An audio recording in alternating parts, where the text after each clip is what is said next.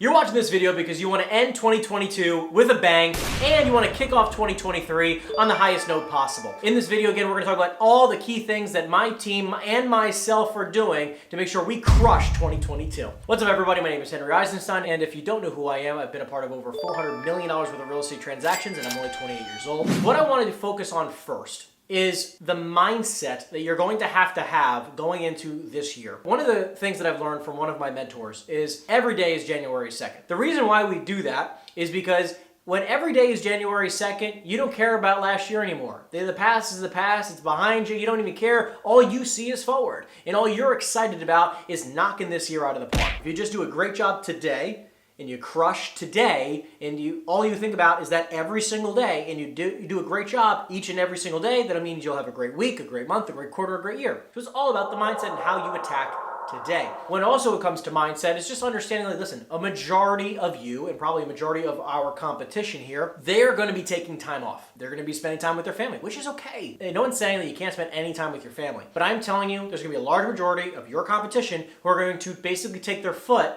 off the pedal. And that's why it's, again, a fantastic opportunity to double down. Push harder on the pedal than you ever have before when you work. I'm not even telling you to work every single day and not see your family and not enjoy the holidays. I'm saying actually the quite opposite. What I am saying is that your competition is going to take a lot of time off. And when they're working, they're really not going to be working. As your coach, I would probably say to you, I would spend time with your family and just know that even days like Thanksgiving, what I've done every year for the past 8 years of my career at this point. Geez, I'm dating myself. Every single year on Thanksgiving and on the holidays, what I love to do is I love to send out personalized video messages to all of my 100 top favorite clients, professional partners, and just people that I love and care about. I send them a personalized video, and I get this all done between 9 a.m. and 12 noon. And then after 12 noon, I go enjoy Thanksgiving with my family, okay? Point number 2. Master objection handling. Because at this time of year, you're typically going to get time objections, right? Everyone's like, oh, I'm just going to wait till the new year. I'm going to wait till the new year. I'm going to wait till the new year. Historically, January has been an unbelievable month for me for not only new business, but also closings because of two things. Number one, I don't stop prospecting ever. So all the people that are telling me to hold off until next year, I pipeline until January. So January 2nd through the 10th, I'm listing a ton of properties. And then also on the closings, there's going to be a lot of people who get pushed this month, right? Because not a lot of people are going to end up wanting to close during the holidays. Things get pushed, and then January ends up having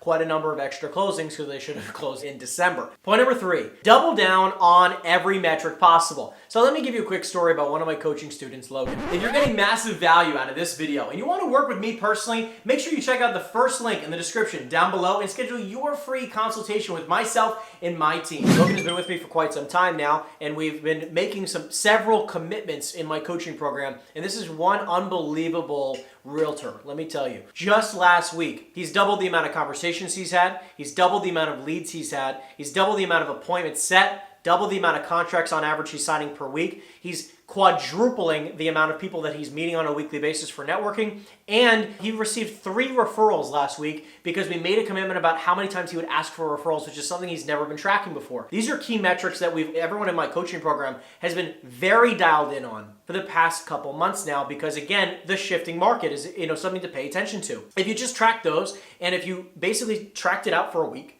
and just say, all I'm going to do for the next 6 weeks or 5 weeks, or whatever, when you're watching this video, find out what your average is for those several metrics like we've labeled before, and then you're just gonna try to double them. I'm telling you, this will completely change your business. Point number 4, renegotiating your splits. The reason why I want to bring this up is because I've coached now hundreds and hundreds of realtors, and we've talked about many ways of making more money. The most conventional way is selling more properties. But what I often see is that they have splits with their brokerage right now that are somewhere between 50-50, 60-40, 70-30. And if you were just able to increase the commission amount by 10% or 20%, you'd be able to, quote, sell the same amount of properties next year, or even sell some less properties in 2023 and still make more money because your split is higher. Because on every 10 grand, you're only taking home 50% or 5,000 bucks before you pay your expenses. It's really hard to be very profitable. But now if you have a split, like, again, as some companies like EXP or Remax or a couple other companies where my split's 80-20 with a cap of 16 grand,